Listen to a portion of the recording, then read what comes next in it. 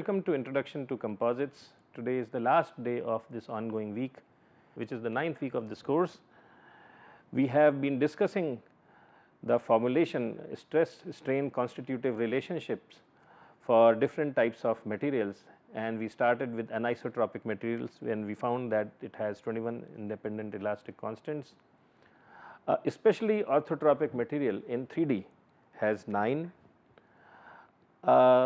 Material which is transversely isotropic, that is its properties in a particular plane are isotropic. Such material has 5 elastic constants, and today we will discuss another category of material which is known as especially orthotropic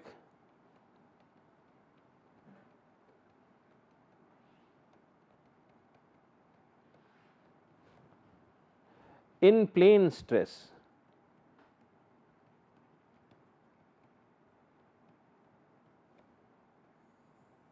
In plane stress.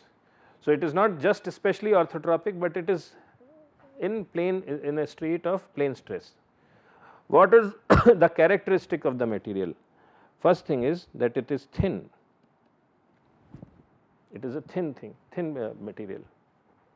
Second is it is in a state of plane stress, and so suppose this is the material, and because it is thin, this dimension is not large. Suppose this is my loading direction 1 and this is 2, it is especially orthotropic. So, because it is especially orthotropic, let us say fibers are aligned with the one axis. Okay. So, one axis is same as the material axis L, and this is same as that axis T. So, it is especially orthotropic.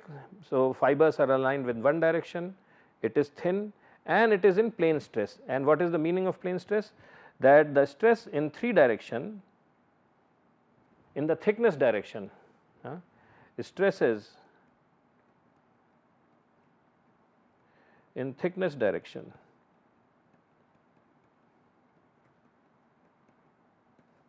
are 0, which means sigma 33 is equal to sigma tau 13 is equal to tau 23, they are all 0. Why is this kind of a material important? The reason we are considering this material is that a lot of times when we fabricate composites, we make them using individual layers. Okay. We make them using individual layers, and these composite layers are very thin, and typically the stress in the z direction for them is very less or 0. Okay. So, to understand the behavior of such materials, and we stack them up, and then from each we take several such layers, and ultimately we have a laminate. So, to understand the response of every single layer, we have to understand how does a especially orthotropic material behave when it is in state of plane stress. That is why we are trying to understand them. So, let us see how many elastic constants such a material has. So, what do? We develop the stress strain relations for those. So, we know that for especially orthotropic material,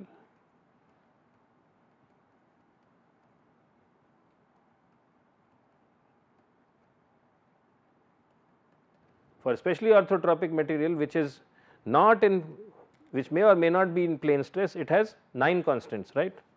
It has 9 constants. So, first we do that and then we simplify it. So, sigma 11 is equal to C11 epsilon 11 plus C12 epsilon 22 12 plus C13 epsilon 13. C14, 15, 16 they are not there because the material is especially orthotropic, it has only 9 constants. Okay. Sigma 22 equals C12 epsilon 1 plus, actually I have made a mistake in terms of notations, because now we are no longer using tensor notation. So, sigma 1 is equal to this epsilon 2 epsilon 3, no shear strains. Sigma 2 is equal to C 1 2 epsilon 1 plus C 2 2 epsilon 2 plus C 2 3 epsilon 3, and sigma 3 is, in our case it is 0, right, but if it whether it was 0 or not, the expression for this will be C 1 3 epsilon 1 plus C 2 3 epsilon 2 plus C 3 3 epsilon 3, and this is 0 for plane stress.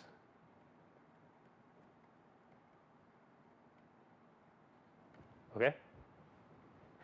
This is 0 for the plane stress situation. So, we can say, so let us say this is equation A, B and C. So, from C we can calculate epsilon 3, we can calculate epsilon 3, epsilon 3 comes out as minus C 1 3 epsilon 1 by C 3 3 minus C 2 3 epsilon 2 by C 3 3. Okay. So, this is equation D, and we put D in A and B, we put equation D and A and B. So, remember how many equations are there?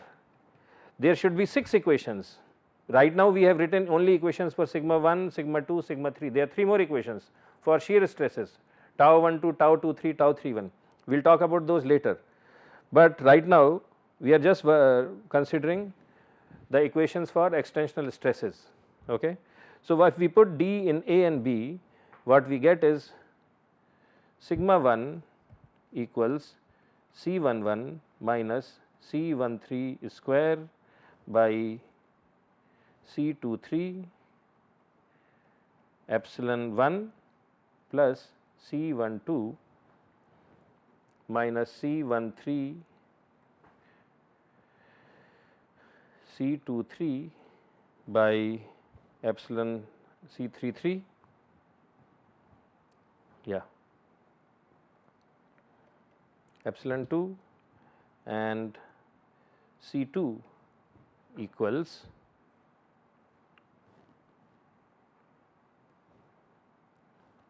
C 1 2 minus C 2 3 C 1 3 by C 3 3 epsilon 1 plus C 2 2 minus C 2 3 square by C 3 3 epsilon 2. Okay. We call this term as Q1, we call, or Q11, we call this term as Q12, this is again Q12, and this term is called Q22.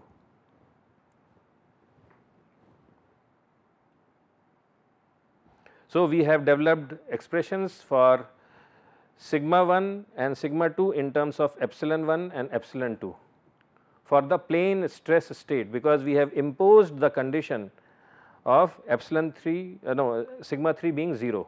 Okay. Next, look at shear stresses.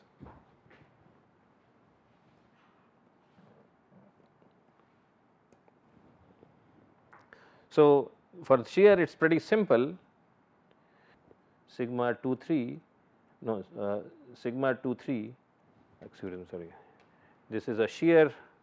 So, I will use the term tau, tau 2 3 equals 0, and tau 2 3 is what? Is equal to C 2 2 minus C33 divided by 2 times gamma 23. Okay. Now, what this means is, if this left side is 0, then there should not be any shear strain. So, which that means is gamma 23 is 0, not that C22 minus C33 by 2 is 0, that can be anything. But if I am not applying shear strain in the 2-3 plane, then it will not generate any shear strain. So, gamma 23 is 0. Similarly, tau 13 is equal to 0, tau 13 is 0, and that implies gamma 13 equals 0. And lastly, tau 12 is equal to C66 gamma 12. Okay. In general, the full scale special orthotropic material we have shown. See, these were the equations for full scale especially orthotropic material.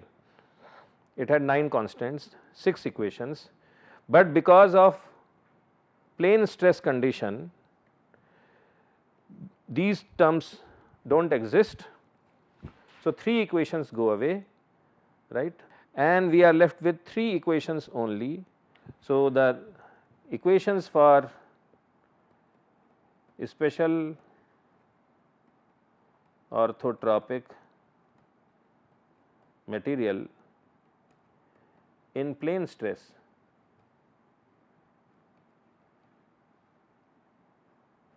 what are those equations? We have only 3 equations, sigma 1, sigma 2 and tau 12. Okay. And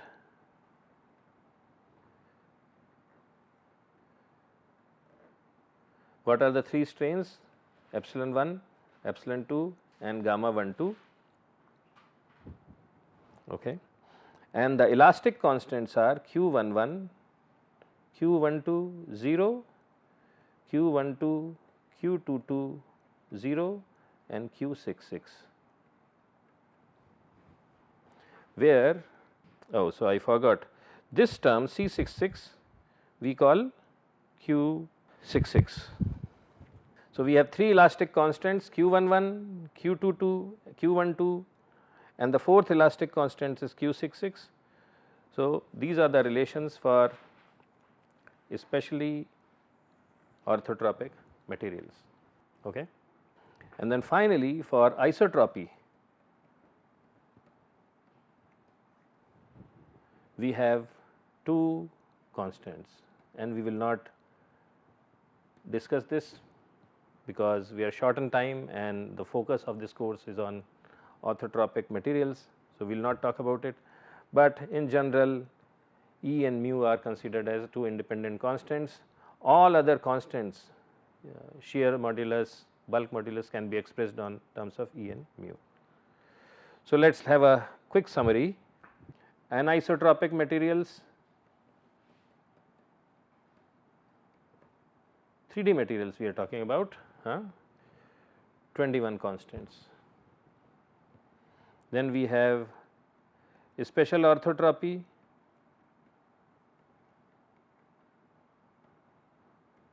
again in 3D, not in 2D, we have 9 constants.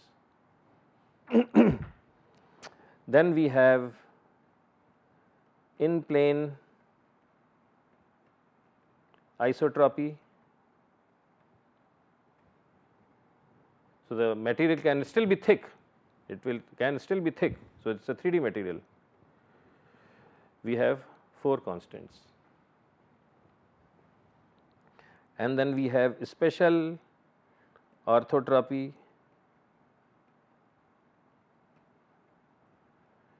plus plane stress.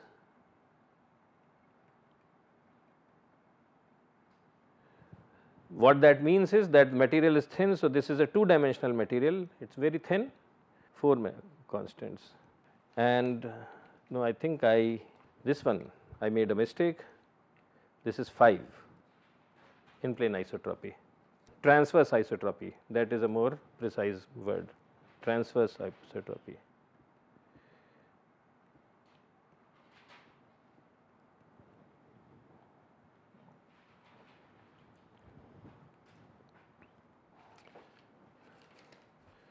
So, this is the overall picture, and what we will do tomorrow next week is we will continue this discussion. Maybe in the first lecture we will close this discussion on different type of materials in 1 or 2 lectures, and then we will start developing a theory for figuring out how do laminates made up of is either transversely isotropic materials or especially orthotropic materials which are in plane stress, how do they behave when we attach several layers of them on top of each other, then how the overall plate behaves, the overall composite laminate behaves. So, that concludes our discussion for today. We will meet once again next week.